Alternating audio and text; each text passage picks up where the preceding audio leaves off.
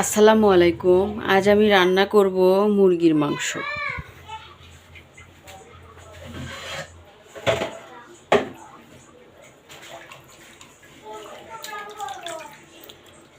এই তো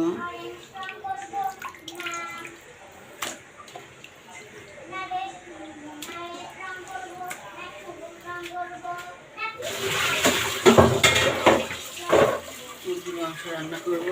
আজ আমি মুরগির মাংসটা রান্না করব এই তো পটল দিয়ে। পটলটা আমি কেটে নিয়েছি, ছালগুলো কেটে নিয়েছি। আর এই তো আলু দিব আর পেঁয়াজ দিব। আমি আধ হাত দিয়ে মেখে রান্না করব।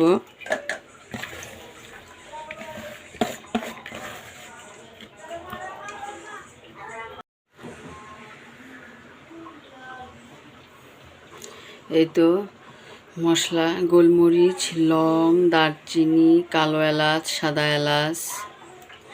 আমি এখন এই মশলাগুলো দিয়ে দিব।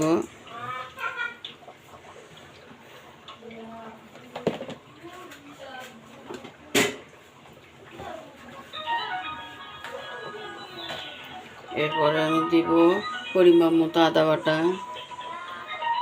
বাটা এবং পরিমাণ মতো রসুন বাটা।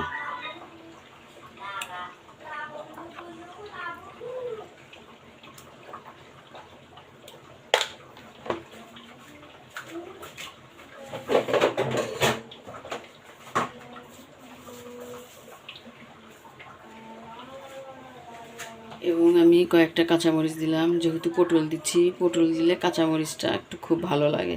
আর শুকনা মরিচ পুরোটা যদি আমি দিতে যাই তাহলে তরকারিটা একটু কড়া হবে, খেতে বেশি ভালো লাগবে না। এই জন্য কয়েকটা কাঁচামরিচ দিলাম।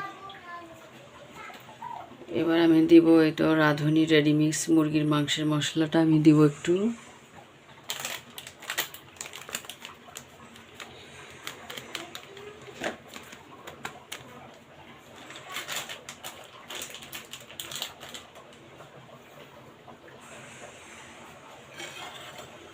জিরা বাটাটা আমার শেষ হয়ে গেছে, এই জন্য আমি জিরার গুঁড়া দিব।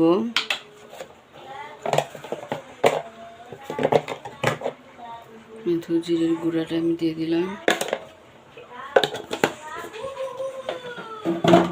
জিরের গুঁড়া দিলাম। এবার দেব পরিমাণ মতো, যেহেতু কাঁচামরিচ দিয়েছি মরিচের গুঁড়া একটু কমই দিব। মরিচের গুঁড়া দিয়ে দিলাম। এবার দেব পরিমাণ মতো লবণ।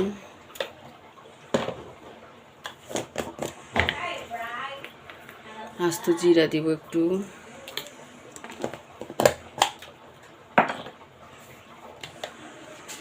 আর দেব পরিমাণ মতো হলুদ।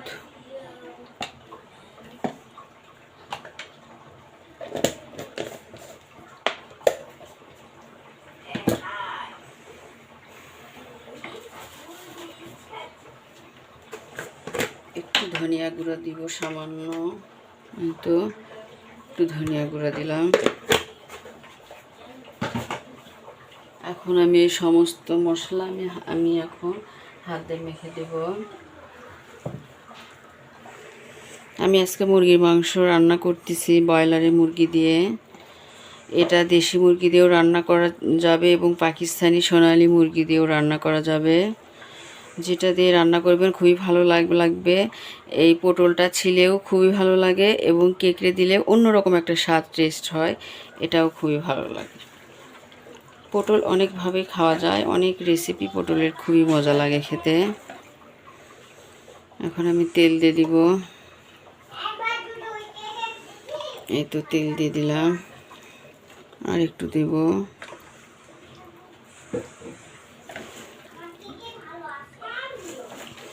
সুন্দর করে এখন আমি মাখাইয়ে দিব এটা।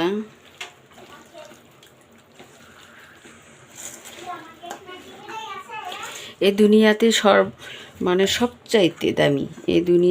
সবচাইতে দামি হচ্ছে মানুষের সম্মান। টাকা পয়সা, ধন সম্পদ ইত্যাদি যদি একদিন হারিয়ে যায়, সেগুলি চেষ্টার মাধ্যমে একটু পরিশ্রম করলে হয়তো ফিরে পাওয়া যাবে, কিন্তু সম্মান একবার হারিয়ে গেলে সেটা আর কোনো দিন ফিরে পাওয়া যাবে না। তাই সম্মান সবচাইতে দামি। আর এই সম্মানটা মানুষ মানে আমরা সবাই খুব যত্ন করে রাখব এবং যত্ন করে অর্জন করতে হয়। সম্মানটা আমরা খুব যত্ন করে রাখবো। আর এই যত্ন করে রাখতে গেলে আমাদের করতে হবে, কারোর সাথে মেশা যাবে না বেশি, কারণ এই দুনিয়ার মানুষ খুব খারাপ, স্বার্থপর, খুব শয়তান। ঠিক আছে, মানুষের সাথে মেশা যাবে না। মানুষের সাথে মিশলে পারে মনে করে আপনি দুঃখ সুখের কথা যদি কারোর সঙ্গে শেয়ার করেন, সে শুনবে ঠিকই, ঠিক আছে, শুনবে। আপনি একটু ওখান থেকে সরে গেলেই দেখবেন যে আপনার ঘরের কথা, বাড়ির কথা, কারোর সঙ্গে দুঃখ সুখের কথা শেয়ার করলেন, সেটা আপনাকে নিয়ে সেটা সমালোচনা হবে, হাসি খোরাকের মানে ওদের আলোচনার বিষয় হয়ে যাবে। আপনার কাছে যেটা কষ্ট, যন্ত্রণা, দগদগে আগুন, ঘা, সেটা ওদের কাছে হবে হাসির খোরাক, ওদের কাছে হবে আনন্দ। ঠিক আছে, আপনি দুর্বলতা জেনে গেল, আর আপনার দুর্বলতা জেনে গেল মানে ওদের মনে করলেন যে আপনি সমালোচনার বিষয় হয়ে গেলেন। তাহলে আপনার বাড়ির কথা মানুষকে জানালেন, তাহলে কি হলো? আপনার কি কোনো মনে করেন যে ওরা সাহায্য করতে পারবে, সহযোগিতা করতে পারবে না?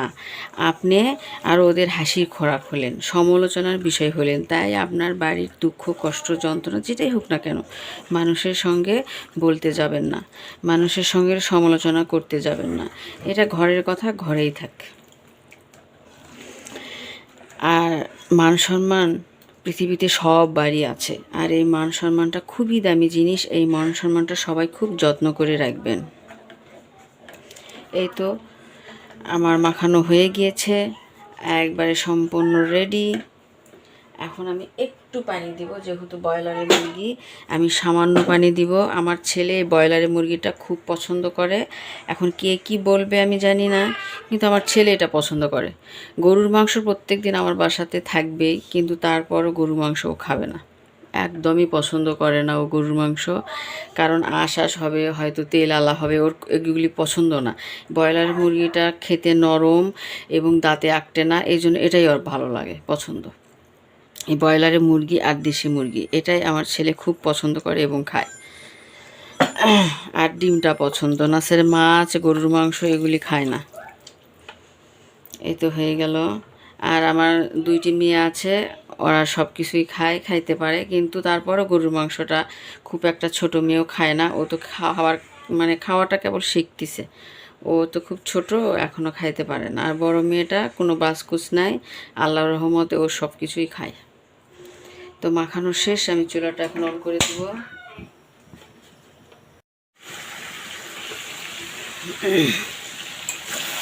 এই তো খুব সুন্দর করে কষায় নিচ্ছি।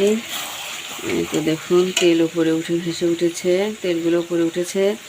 এখন আমি একটু হালকা পানি দিব, মানে এটা শুধু মাখা মাখা হবে, মাখা মাখা হবে।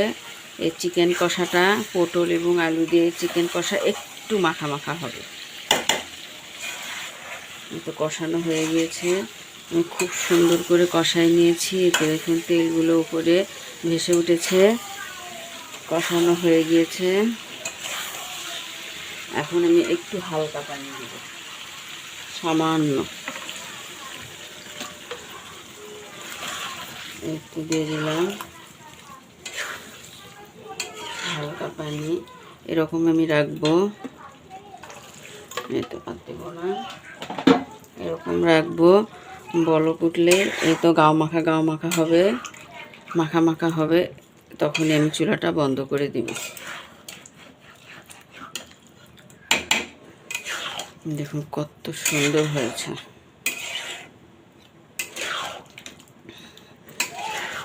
আর খেতেও হবে অসাধারণ, তার কারণ পটল ছিলে একরকম টেস্ট, স্বাদ, আর এই পটলটা কেকড়ে নিয়ে রান্না করলে এটার স্বাদ অন্যরকম, অন্যরকম একটা টেস্ট। এটার স্বাদটা আবার আলাদা, খুবই ভালো লাগে। এরকম করে গরুর মাংস দিয়েও খুব ভালো লাগে, খাসির মাংস দিয়েও ভীষণই মজা লাগে, ভালো লাগে।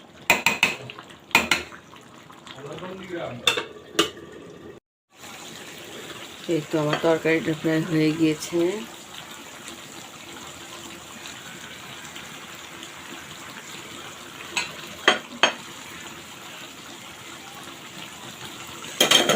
হয়ে গিয়েছে তরকারিটা। এখন আমি ভাজার জিরে উপরে ছিটিয়ে দিয়ে তরকারিটা চুলা বন্ধ করে দিব।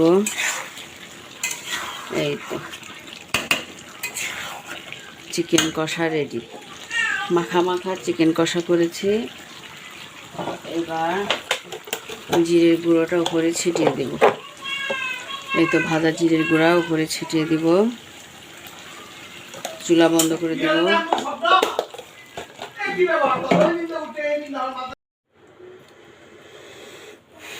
এই তো আমার চিকেন কষা হয়ে গিয়েছে, একদম রেডি। দেখুন কত সুন্দর হয়েছে,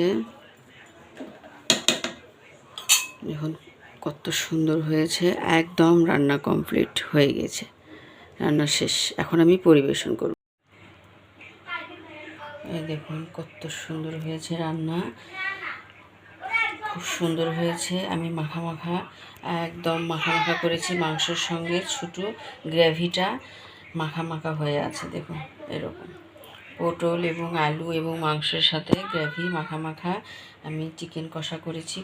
কত সুন্দর হয়েছে দেখুন, অসাধারণ হয়েছে। এই তো আমি এখন পরিবেশন করব। বিসমিল্লাহ।